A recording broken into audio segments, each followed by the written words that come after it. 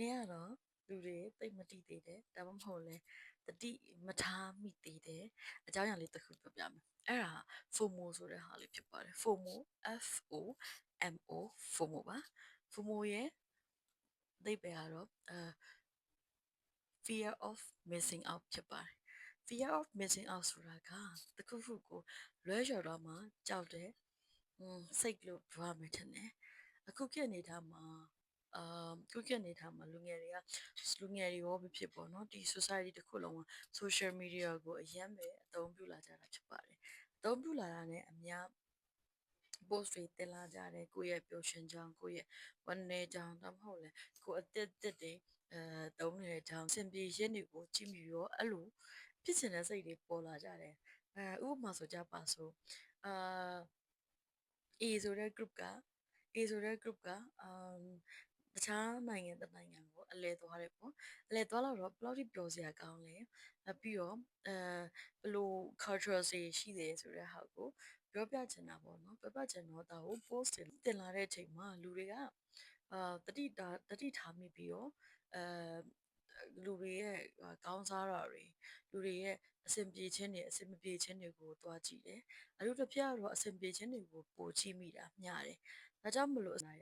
post လိုက်တော့မသွားဘူးတဲ့လူတယောက်ကသွားပြီးမှ post ကိုသွားကြည့်မိရောဟာအဲ့ချိန်မှာအားကြတဲ့စိတ်ရှိတာပေါ့နော်လူကအားကြတယ်အဲ့လိုမျိုးဖြစ်ရှင်တဲ့စိတ်ပေါ့နော်ထို့အတူပဲအားကြစိတ်ကတစ်မျိုးတစ်ဖက်မှာဆိုတော့ဒီလိုငါကဘာလို့ဒီလိုမဖြစ်သေးတာလဲဆိုတော့အကြောင်းအရာတွေရှိပါတယ်အဲ့လိုအကြောင်းအရာတွေရှိလာတဲ့အချိန်မှာ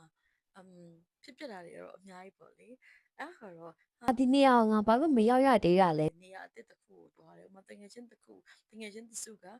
coffee center ဆိုင်အသစ် coffee အသစ်ဆိုင်တစ်ဆိုင်ကိုသွားတယ်တပ်ပုံလေးရိုက်ပြီး post တင်လိုက်တယ်အဲ့ဒါကိုတခြားတငယ်ချင်းတယောက်ကကြည့်မိတယ်ဟာဒီနေရာလေးရှိပါလားဒီနေရာငါအပြိုင်ပေါ့နော်ဘာလို့အထွားဖုန်းနိုင်ရတဲ့ရတယ်ဒီမျိုးပေါ့ဒီမျိုးစိတ်တွေရှိလာတတ်ပါတယ်ဒါကြောင့်မလို့ဒီလိုမျိုး FOMO ဖြစ်လာပြီဆိုလို့ရှိရင်ကိုယ့်ကိုပြန်ပြီးတော့ aware လုပ်မိရှိတဲ့အချိန်မှာကိုက FOMO ဖြစ်လာပြီဆိုလို့ရှိရင်ကျမတို့လုပ်ရမယ့်ဟာနှစ်ခုရှိပါတယ်နှစ်ခုပေါ့နော်သတိထားမယ့်ဟာနှစ်ခုရှိပါတယ်အဲ့ဒါကဘာလဲဆိုတော့ဒီလိုမျိုးခံစားရပြီဆိုလို့ရှိရင်ပထမတစ်ခုက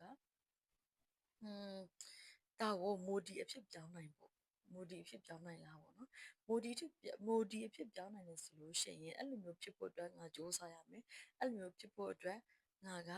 ဒီလိုမျိုးထပ်ပြီးဒီထက်ပိုပြီးတော့စူးစမ်းရအောင်မယ်ဒီထက်ပိုလုပ်ရအောင်မယ်ဆိုတဲ့စိတ်နဲ့နှစ်ဆထပ်စူးစမ်းမယ်ဆိုလို့ရှိရင်တော့အဲ့လူတရားရဲ့ဘဝကဖုံးဆိုပြီးတော့အပေါ်ကြီးမြောက်တက်သွားမယ်ပေါ့နော်အရန်ကောင်းမွန်တဲ့အနေအထားကိုရောက်သွားမယ်ဒုတိယတစ်ခုကတော့စိတ်ပြက်အားငယ်တဲ့စိတ်ကိုစိတ်ပြက်အားငယ်တဲ့စိတ်တွေရှိမယ်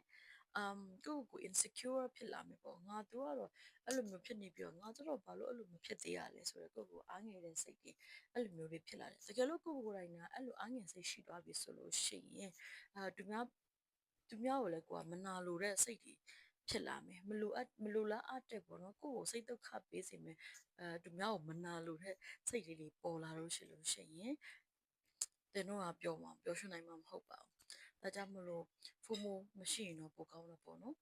ဒါမှမဟုတ်လို့ရှိရင်လည်း FOMO ဖြစ်နေတယ်ဆိုလို့ရှိရင်တော့ကျွန်မပြောတယ်ပထမတစ်ခုဖြစ်တဲ့modi အဖြစ်ပြောင်းလဲသွားနိုင်မယ်ဆိုရင်တော့အကောင်းဆုံးဖြစ်ပါတယ်ရှင်ဒီပြောတော့တဲ့အကြောင်းအရာလေးတွေကိုစိတ်ဝင်လို့ထင်ပါတယ်ကျေးဇူးတင်ပါတယ်ရှင်